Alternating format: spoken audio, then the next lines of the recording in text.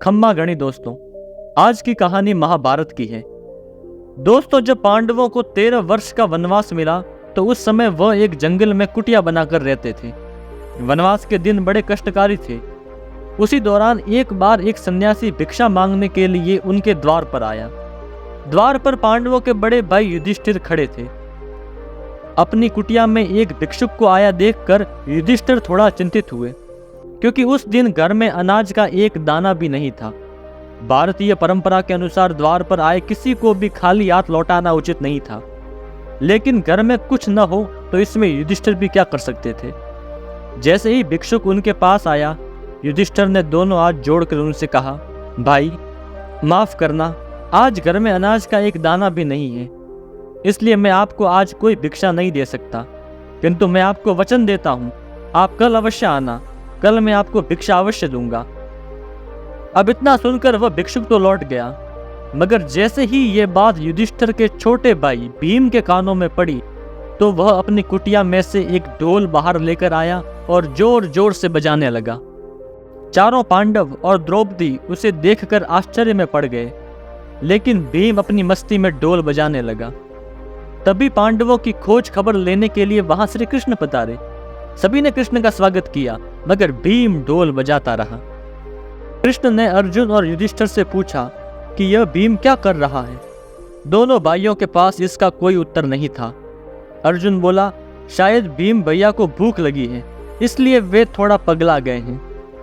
मगर कृष्ण जानते थे कि हर क्षण का आनंद लेने का कौशल केवल भीम के पास ही है, इसलिए इसके कार्यों में जरूर कोई ना कोई गहराई होगी। कृष्ण ने भीम से पूछा, तुम ये ढोल क्यों बजा रहे हो? अब भीम तो इसी सवाल का इंतजार कर रहा था। भीम ने कृष्ण से कहा, केशव, बात ही कुछ ऐसी है। मेरे भैया युधिष्ठिर ने समय पर विजय प्राप्त कर ली है, उनको भविष्य का ज्ञान हो गया है।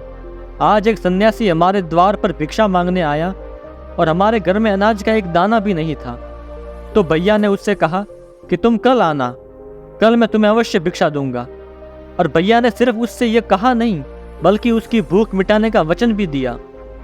यानी कि मेरे भैया को यह पूरा विश्वास है कि कल वह व्यक्ति आएगा और कल हमारे घर में अनाज भी होगा और कल उसे भूख भी होगी और भैया को भोजन कराने की इच्छा भी होगी।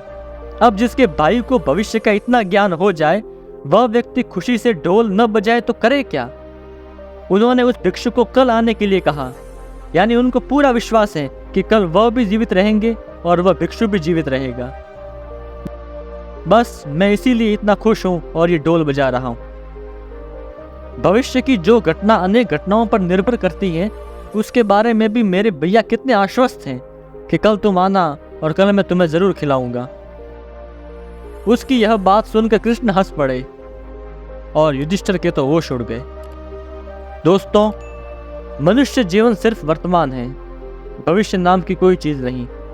भविष्य में घटने वाली छोटी से छोटी घटना हजार अन्य कारणों पर निर्भर है।